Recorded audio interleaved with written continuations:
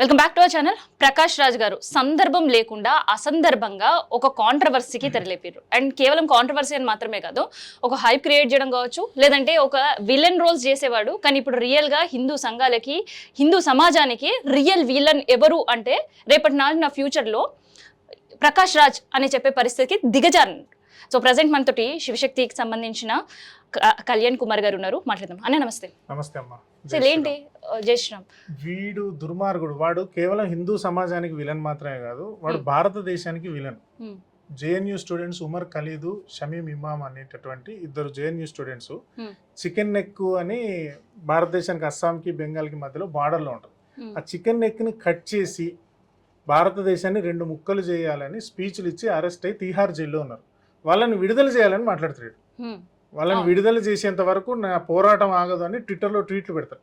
అట్లాంటి దేశ వ్యతిరేక, దేశాన్ని ముక్కలు చేయాలి, సిఏఏ ఎన్ఆర్సీ బిల్స్లలో ఈ 58 మంది చావు కారణమై 400 మంది గాయాలు అవ్వడానికి కారణమైనటువంటి దుర్మార్గులు జైల్లో ఉంటే వాళ్ళని విడుదల చేయాలని మాట్లాడిన నీచుడు ప్రకాష్ రాజ్.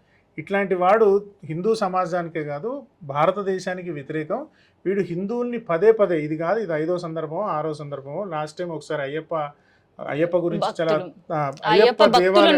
అయ్యప్ప భక్తులను తిట్టాడు. గోమూత్రం తాగుతారు, గోపేడ తింటారు అని హిందూ సమాజాన్ని, గోభక్తుల్ని కూడా దూషించిండు. హిందూ సమాజం గురించి ఎన్నో డెరోగేటరీ స్టేట్మెంట్స్ ఇచ్చిండు. ఇట్లాంటి నీచుడు ఎవడైతున్నాడో వీడిని చెప్పు తీసుకొని నడి బజార్లో హిందూ సమాజం కొట్టేంత వరకు వీడు స్పందించడు. వీడు ఇలాగే మాట్లాడతాడు. వీనికి దెబ్బలు దండం దశగుణం భవేత్. ఇట్లాంటి వాడు దెబ్బలు తింటే తప్ప మార్పు వస్తుందని మేము అనుకుంటున్నాం. ఇక్కడ టీసీఎస్ ఇష్యూ ప్రతి ఒక్కరు కూడా మాట్లాడుతున్న సిచ్యువేషన్స్ లో ఆఖరికి పార్లమెంట్ లో ఏం జరుగుతుందో కూడా మర్చిపోయి ఓన్లీ టీసీఎస్ గురించే మాట్లాడుతున్నాం. ఇట్లాంటి సందర్భంలో ప్రకాష్ రాజ్ ఇచ్చిన ఒక స్టేట్మెంట్ డైవర్షన్స్ అనుకోవచ్చా? ఇది ప్రకాష్ రాజు టీసీఎస్ సందర్భంలో ఇవ్వలేదు. యాక్చువల్గా ఇది ఇచ్చినటువంటి సందర్భం ఏంటంటే జనవరి 22 నుంచి 25 మధ్యలో జరిగినటువంటి సంఘటనలలో, ఆ రోజులలో కేరళ లిటరేచర్ ఫెస్టివల్ జరిగినప్పుడు ఆ సందర్భంలో ప్రకాష్ రాజ్ ఈ మాటలు మాట్లాడాడు. ఈ టీసీఎస్ టాపిక్ ని డైవర్ట్ చేయడానికి కొంతమంది ఇస్లామిస్టులు కానీ కమ్యూనిస్టులు కానీ హిందూ సమాజాన్ని కొంచెం డైవర్ట్ చేయాలి టీసీఎస్ ఇష్యూ నుంచి అన్నప్పుడు ఆ క్లిప్ తీసుకొచ్చి వైరల్ చేసి ఉండొచ్చు అని నా అభిప్రాయం. బహుశా ఇది వైరల్ అయినా ఇది ప్రకాష్ రాజ్ గారి తప్పే. టీసీఎస్ మీద కూడా సమాజం దృష్టి పెట్టాలి, మాట్లాడాలి. దాని మీద కూడా ఒక కంప్లైంట్ రేస్ చేసినారని విన్నారు. ఏం రాశారు?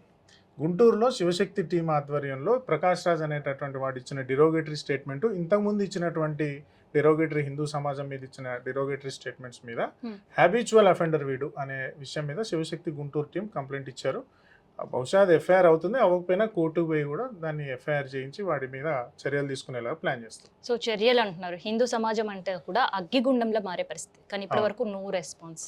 వాడి దగ్గర నుంచే హిందూ సమాజం అగ్నిగుండంలో మారిపోతుంది. వాడి దగ్గర నుంచి నో రెస్పాన్స్. ఎందుకు రెస్పాండ్? వాడిని కొడితే రెస్పాన్స్ ఇస్తాడు, మాట్లాడితే ఎందుకు రెస్పాండ్ ఇస్తాడు? వాడు దెబ్బలకు అలవాటు పడ్డాడేమో, దెబ్బలు తింటేనో బుద్ధి వస్తుందేమో తెలీదు. ఏదో రోజు దెబ్బలు తింటాడు, అవకాశం ఉంటే నా చేతిలోనే చెప్పు దెబ్బలు తింటాడు, ఆ రోజు కూడా వస్తుంది. గతంలో సీతమ్మ తల్లి పైన మాట్లాడిన ఒక యూట్యూబర్ పైనే ఒక విపరీతంగా హ్యాష్ ట్యాగ్స్ తో ఒక కంప్లీట్ గా బైకాట్ చేయాలి అనే నినాదం నడిచింది. సో ప్రకాష్ రాజ్ని ఏం చేయాలి మరి? ప్రకాష్ రాజ్ని కూడా బైకాట్ చేయాలి. దీని మీద నిర్మాతలకు కానీ, తెలుగు సినీ ఇండస్ట్రీలో ఉన్నటువంటి డైరెక్టర్ అసోసియేషన్కి కానీ, విహెచ్పి లాంటి సంస్థలు, సంఘం లాంటి పెద్ద మనుషులు ముందుకు వచ్చి లెటర్స్ ఇవ్వాల్సిన అవసరం ఉంది. మీరు కనుక ప్రకాష్ రాజ్ని ఏదైనా తెలుగు సినిమాలో పెట్టుకుంటే మీ ఆఫీసుల మీద కూడా దాడి చేస్తాం అనేటటువంటి స్టేట్మెంట్ ఇవ్వాల్సిన అవసరం ఉంది. ఆ దిశగా మేము చర్చ కూడా చేస్తున్నాం. Thank you. జై శ్రీరామ్. జై శ్రీరామ్.